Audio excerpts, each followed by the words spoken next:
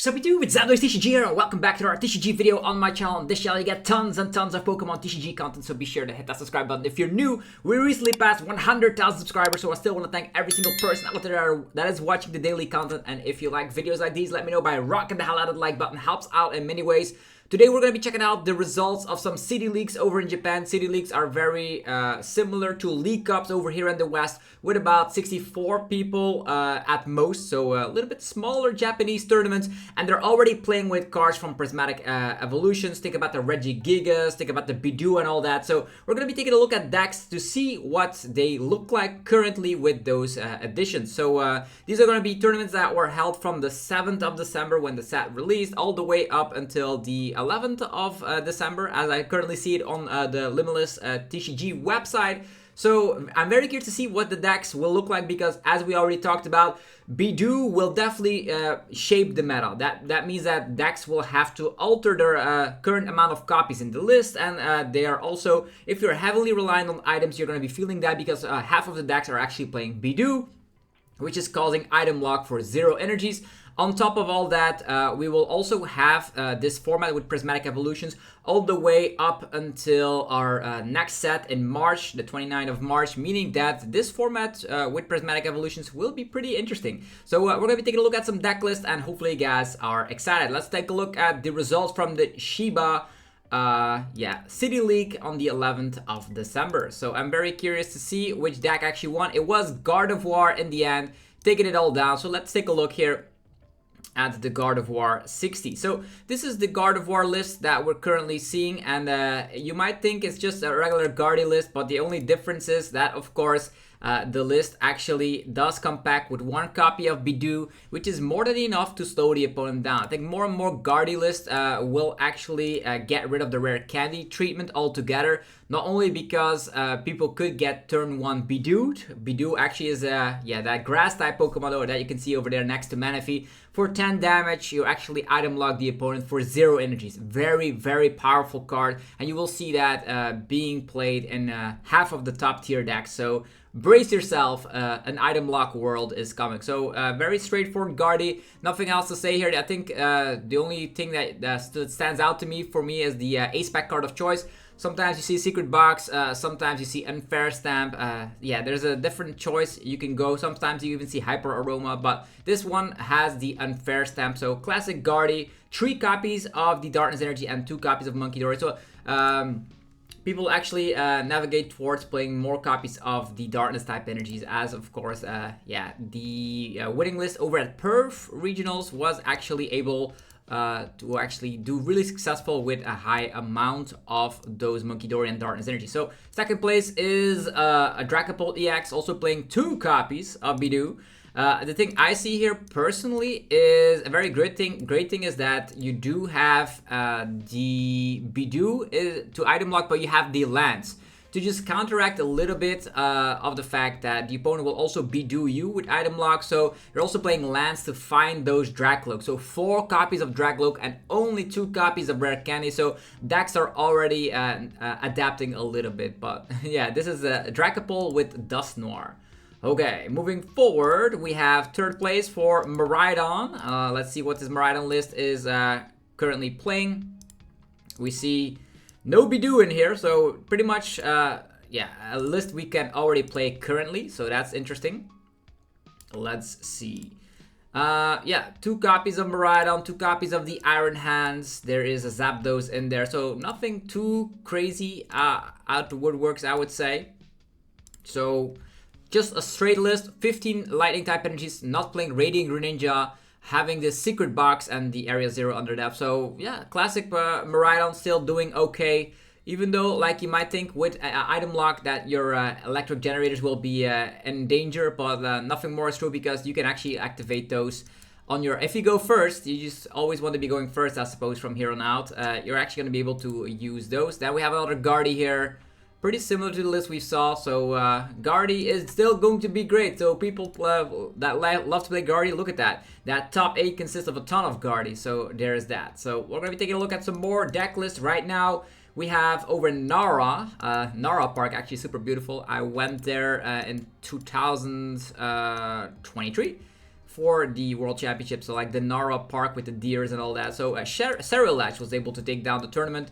Snorlax also coming packed with a Budew. So Budew it or not, it is actually the question that we need to ask ourselves. So you can slow the opponent down while you have enough time to just discard all the energies, and then Snorlax can slap huge amounts of damage, 30 damage plus 20 more for every energy in your discard pile. So that's going to be adding to a whole heap of damage. You're also playing some water type energies in here.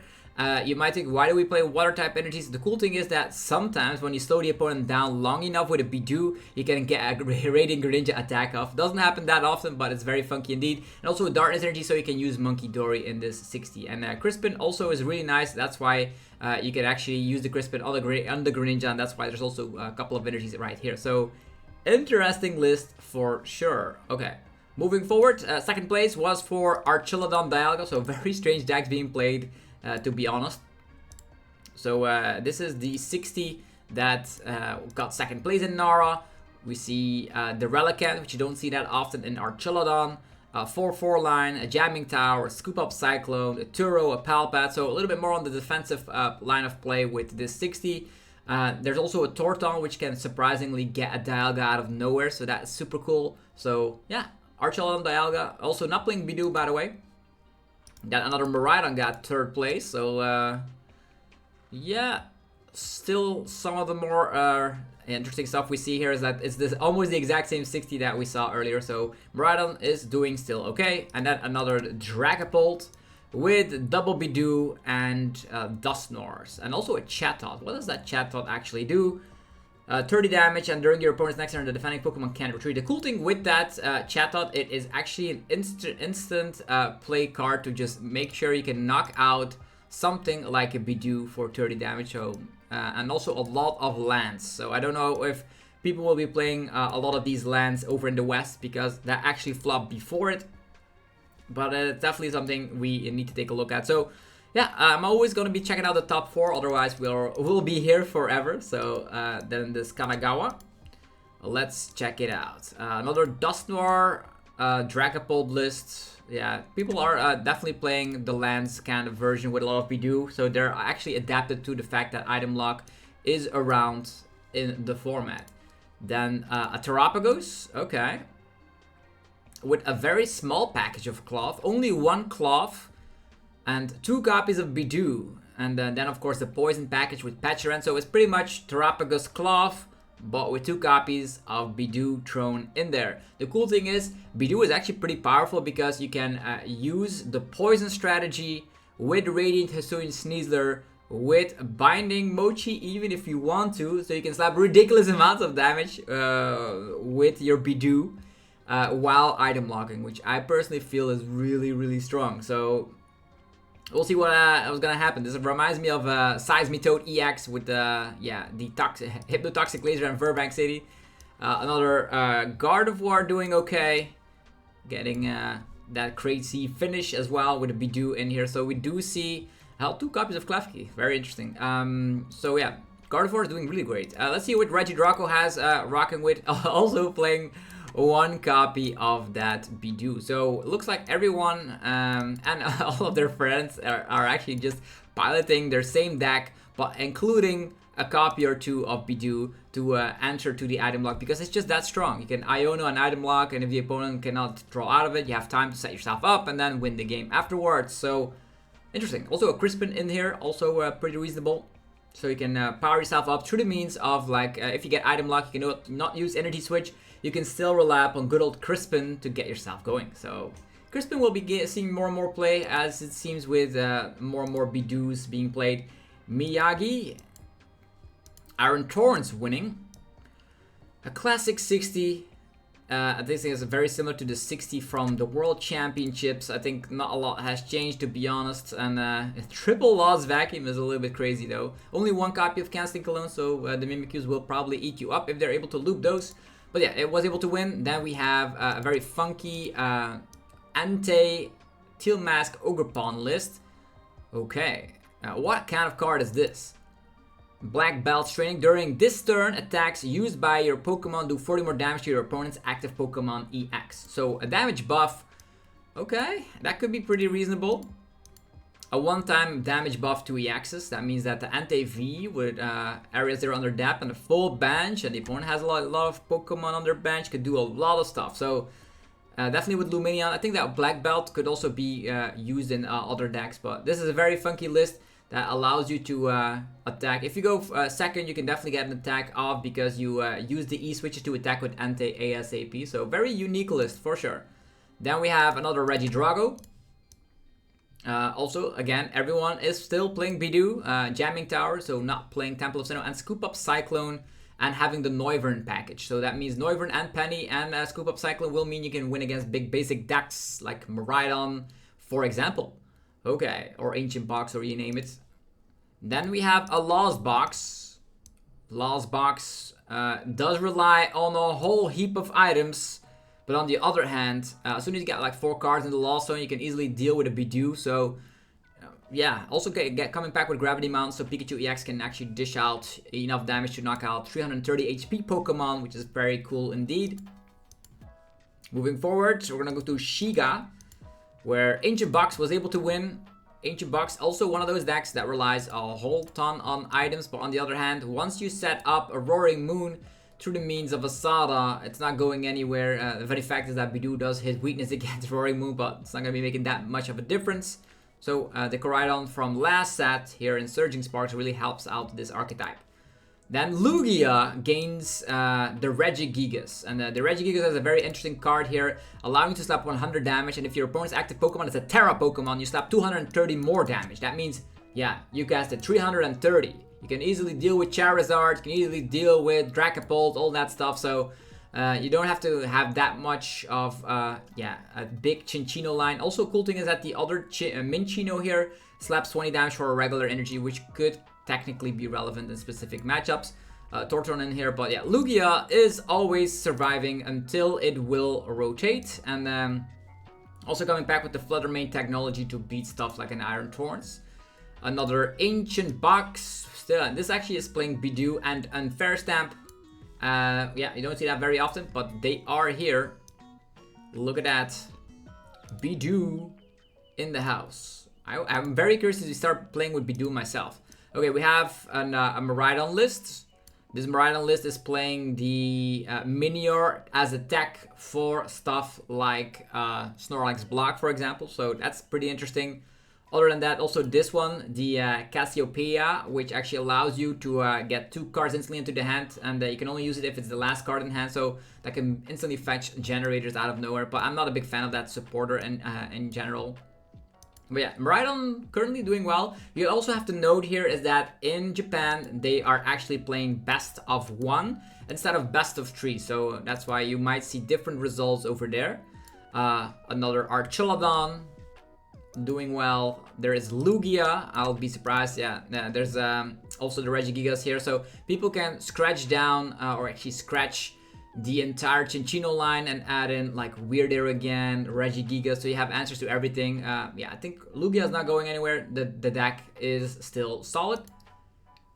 Goldango is in a little bit of a different position, to be honest, because if you are technically item locked and if you don't have any more energies, you will be able to have a hard time. Depends on how many recovery cards they could play and how many energies you have already burned. But yeah, I don't know if you can see it all on the screen, but yeah, 4 metal energies and then 1 of every other energy. And then you're also playing the Togekiss line, 101 line, also Lana's 8. Again, this is a card that's gonna help out if you are item locked. When the opponent least expects it, you can be playing Lana's 8 to put 3 any combination of Pokemon that don't have rule box and basic energies back into your hand. And the opponent might say, oh, you're out of energies, and then Lana's 8 comes into play. So people are adapting a tiny little bit to the huge amount of item lock that is gonna be played going forward. Okay, Terapagos Klawf with a Budew. Yeah, nothing more to say here. I think archetypes, it's not gonna change a lot. It's just gonna make sure that everyone has to have an answer if they are item locked turn like 1. Not a lot of Zard, to be honest, but this one was able to win it, and they adapted. And the way they adapted was actually by playing Grand Tree. So the Grand Tree is gonna be able to help Charizard out under item lock, as well as getting your other stage 2s into play, like Pidgeot EX or Dusknoir, and with the help of the Grand Tree, you can get into the game and win. So it's as simple as that. Also, a cool thing is that if you evolve into Dusclops, you can bop the Budew instantly, which is super awesome. So Charizard will survive, but I think Grand Tree from here on out will be the ace pack of choice if I had to make a gamble there. Another Terapagos.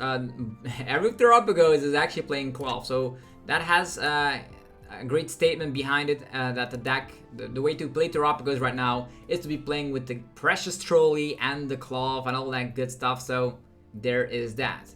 Interesting. 2 copies of Budew, and 2 copies of Squawkabilly as well.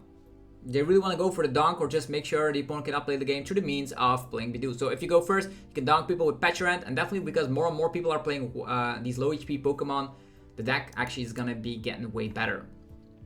Alright, then there is Dialga Archelon, which actually is surprisingly doing quite well over in Japan.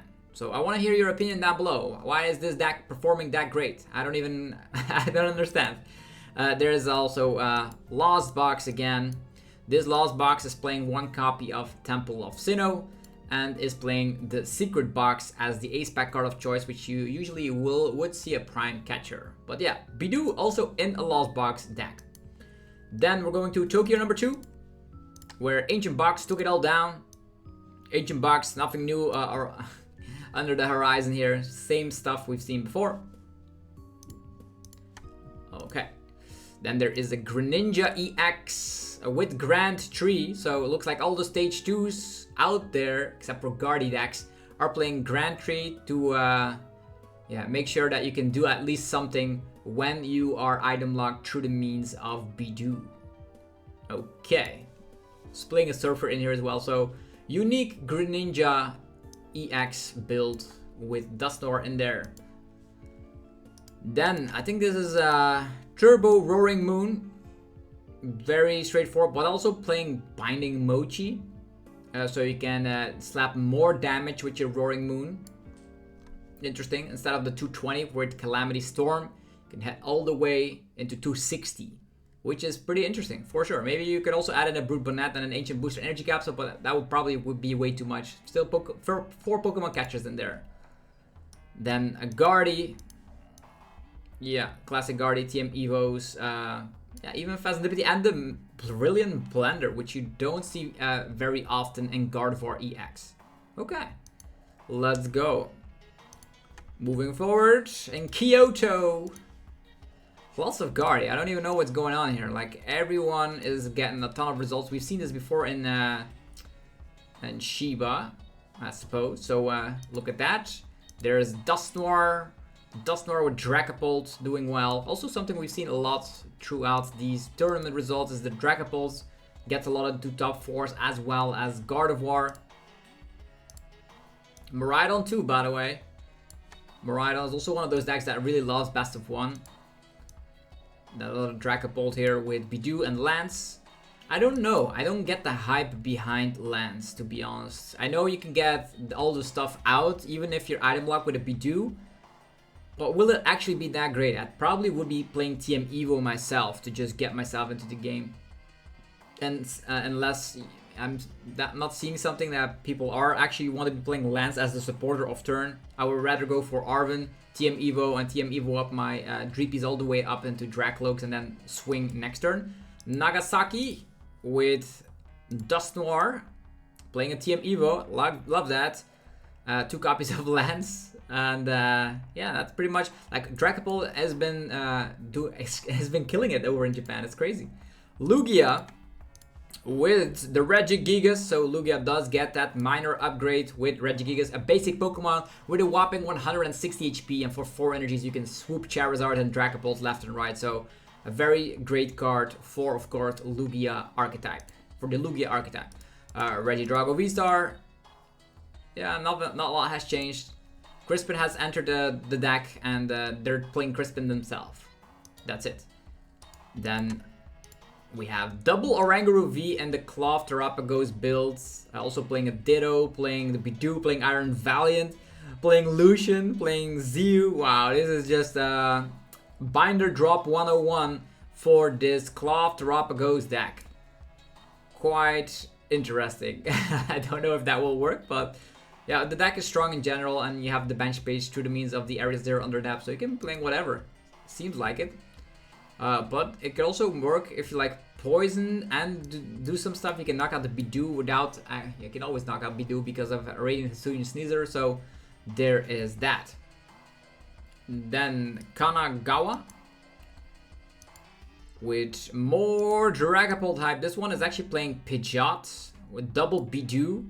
As soon as you get item lock, it doesn't matter too much because the Drag lookalike is actually pretty good. And playing Lance as well. Will I be playing Lance? I don't know. I probably won't be playing Dragapult, that's for sure, but you never know. A Gardevoir EX line actually playing Iron Crown to just spread like crazy, because I don't know if you've noticed, but the Iron Crown actually allows you to put 50 damage to 2 of your opponent's Pokemon. So if the opponent has low amount of hit points, you could be using an Iron Crown to just knock out multiple Pokemon.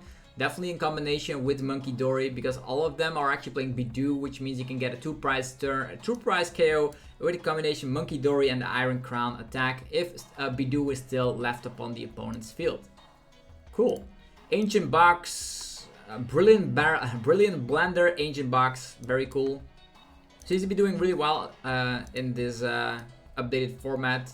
Doesn't have that much problems with Budew because Budew is not slowing him down enough. It looks like Dragapult is actually the big winner here. Dragapult and Gardevoir. That's what the people over in Japan really love to be playing currently. Next up, we're going to Tokyo again, where Guardy won again. We're not going to be talking about more Guardy lists. Then there's also Terapagos Klawf and an Iron Torns. Let's check out that Iron Torns. Actually playing Town Store and only one copy of Canceling Cologne. Looks like Snorlax pretty much died off with the high amount of people playing Klawf Terapagos. A Ceruledge got second place. Brilliant Blender and having the Budew as at the arsenal here to just slow the opponent down. A Charizard actually playing Prime Catcher. They were not afraid of Budew whatsoever. No TM Evo.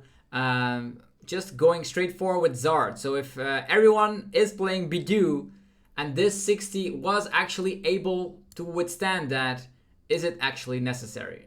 This actually is playing Jacques though, so in rough times you can always go Lumineon Jacques, evolve into Charmeleon. They could item lock again or they cannot, and that's what this adaptation is. Just a small tiny card for Charizard, just to make sure you can still play the game.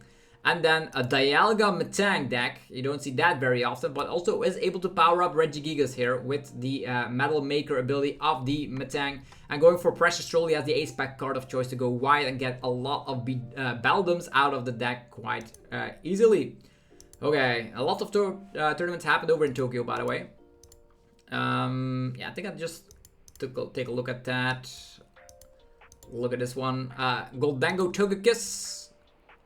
Also playing the Lanos 8, so they are playing just one-offs. I see Jacques returning in decks, Crispin, Lanos 8, all of these cards, just to make sure if you ever are up against like an item lock Budew situation, you do have some soft decks for it.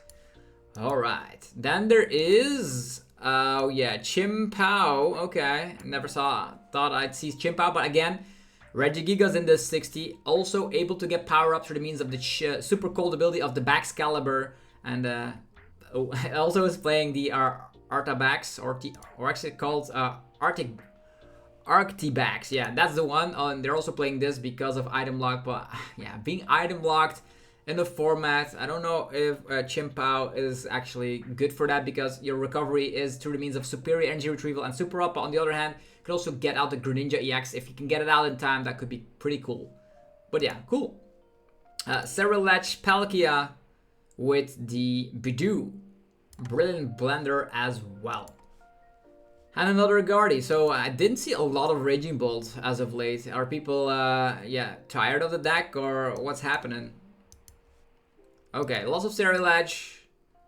I don't know why it is actually seeing that much success. It's just very similar to League Cups, those city leagues over in Japan. So just give them some slack. It's not like the final results. We will see a whole different result when the upcoming tournaments or yeah, roll up over here. I think Birmingham Regionals will also show us what is going to be played. Like there's Budew again. Also, I wonder what the evolutions will do. Like, most of them don't look that powerful, but you never know. When people can make very great decks, things can definitely happen with the evolutions. Definitely because Eevee can evolve when it's in the active position instantly. There's that. So Budew, Crispin, Lance, stuff we've seen before. Like, and Dragapult, like, the Lance is there. In other decks, there's could be a Jacques that could help you out. Okay, moving forward, more Cerulege action.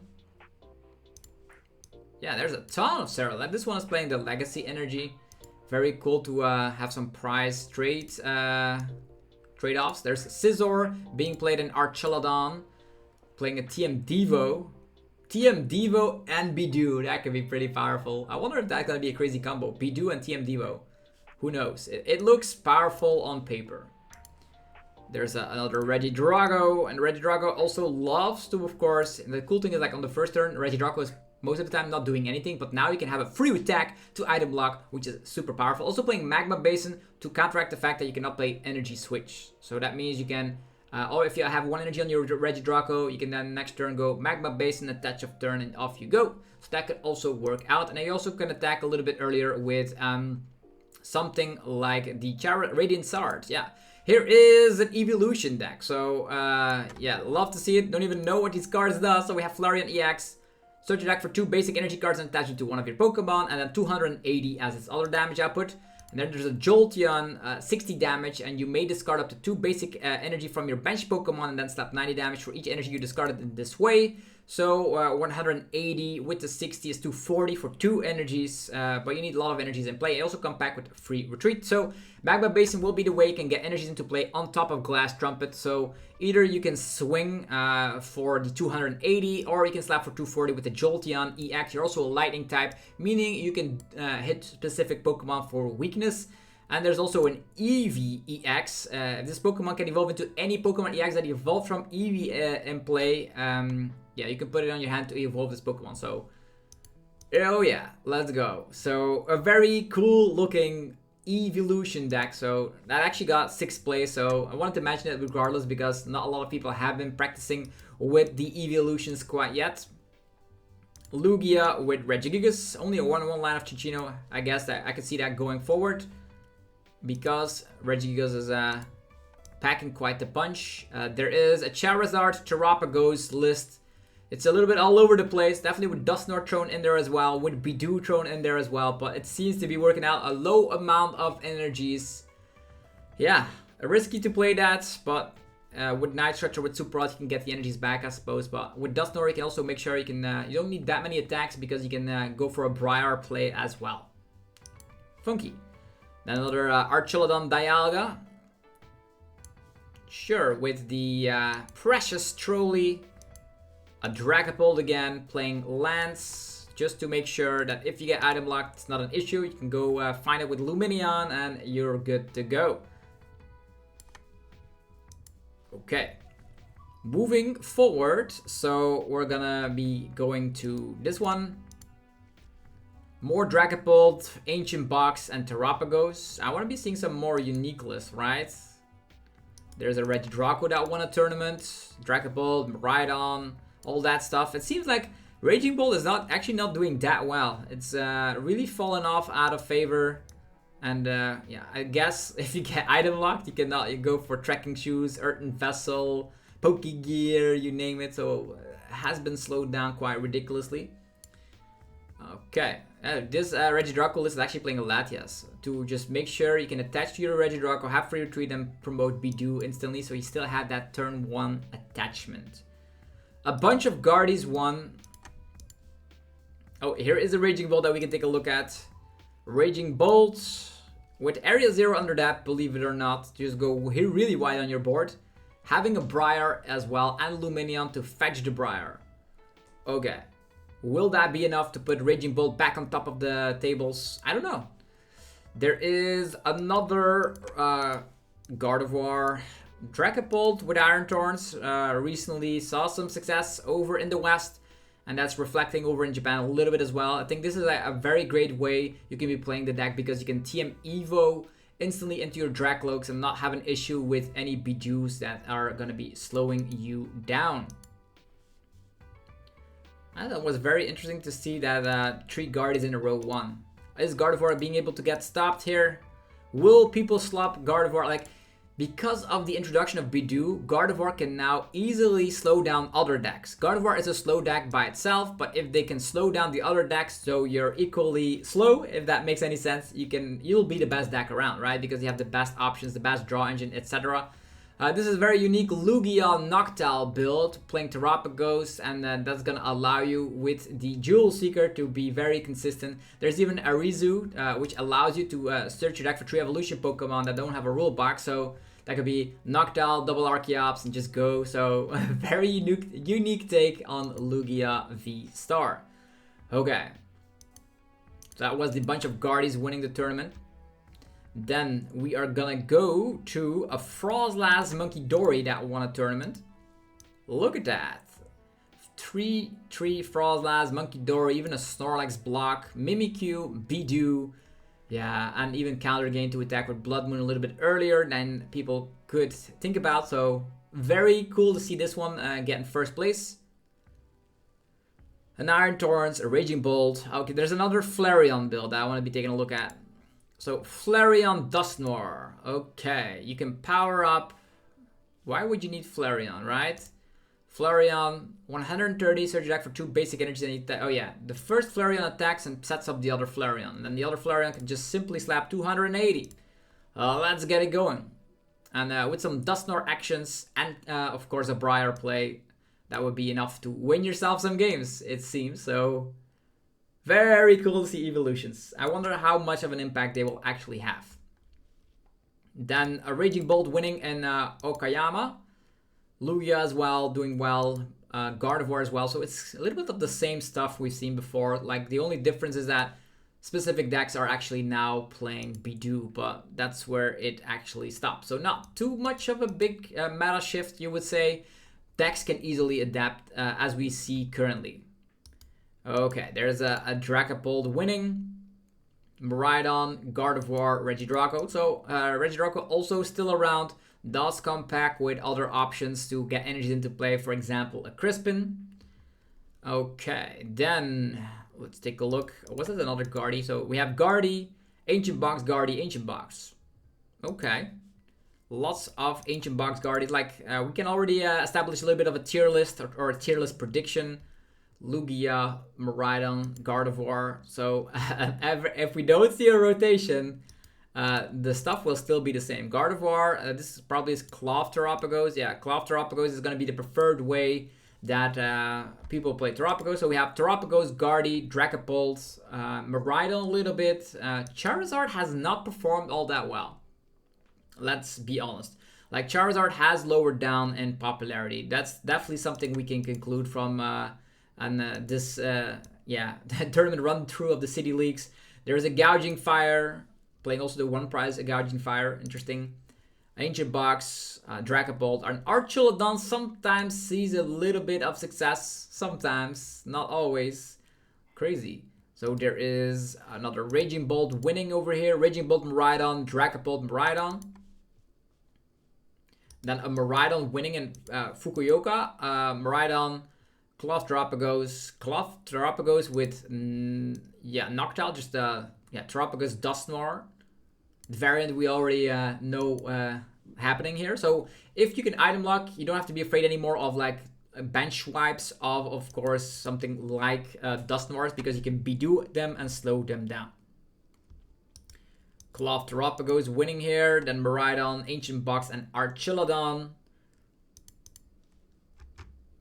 Yeah, we're almost through the entire list here. So there's Charizard with Noctowl. So that could be a way you could still be playing Charizard, I suppose, because I don't know. You can still have a very hard time against item lock. I think this 60, if you Budew that, is there an option? Yeah, you do come back with the Jacques, I suppose, and you can deal with a Budew by attacking with a Terapagos.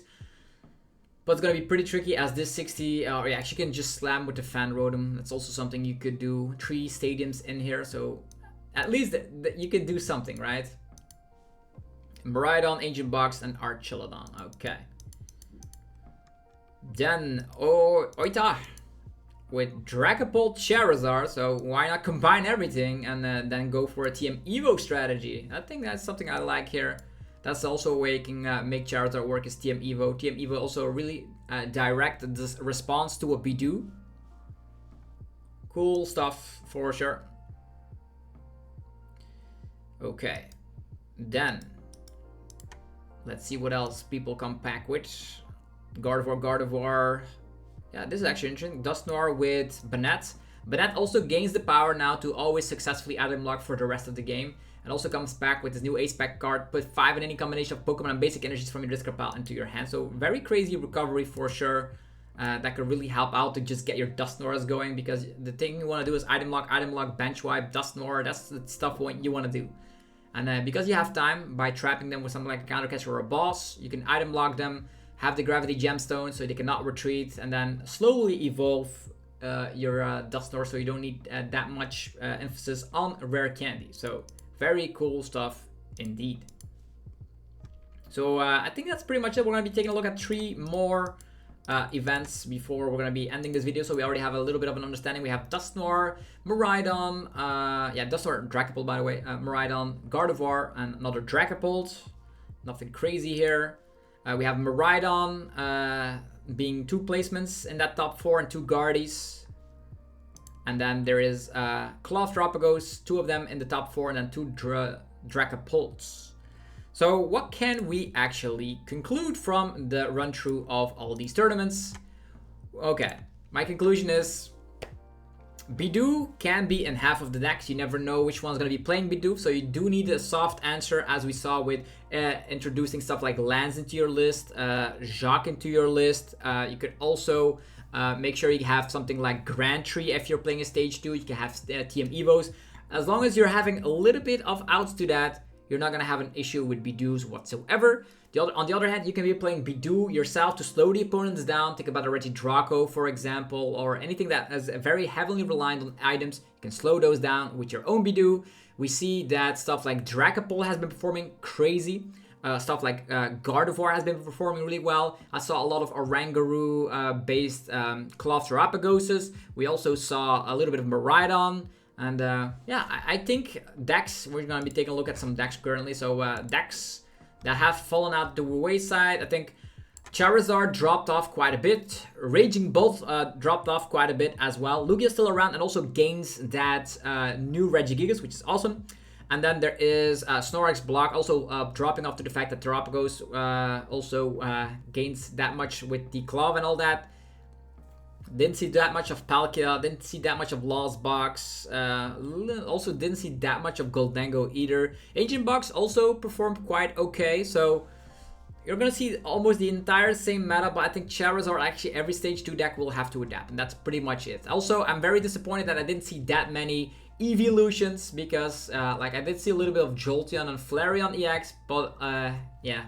It's not going to have that much crazy impact into the format. So hopefully guys enjoyed this video and the run through of what is being played currently in Japan. If you enjoyed the video, let me know by rocking the hell out of the like button. Which deck are you going to be playing as soon as Prismatic Evolutions drops because of this Budew meta shift? I'm very curious to hear your opinion down below. Let me know, and also go check out our sponsors that make the videos possible. They are on the screen right now. Get 5% off on Dragon Shield product using the coupon ZAPDOS5. TC Evolutions for your damage counters, ability tokens, all that good stuff. 10% off using the coupon ZAPDOSTCG. PokemonStore.com for your TCG Live code card needs with instant email delivery. Get 5% off using the coupon ZAPDOSTCG. And cardmarket.com for European players where you're able to buy as well as sell cards to people all across Europe. Use the referral name ZAPDOSTCG to help support the channel. Thank you very much for watching today's upload. I'm eagerly looking forward to the future. But yeah, this is going to be one of our last Scarlet and Violet sets, I suppose, because I think after that, or is it going to be Scarlet and Violet? After Prismatic Evolutions, what I want to say is that there's going to be a new set with trainer-owner Pokemon. So a new block is coming in March 29th. So Prismatic Evolutions will be like the half of a current block of Scarlet and Violet. So hopefully guys enjoyed the video, and I'll see you guys tomorrow for more Pokemon TCG madness. Peace.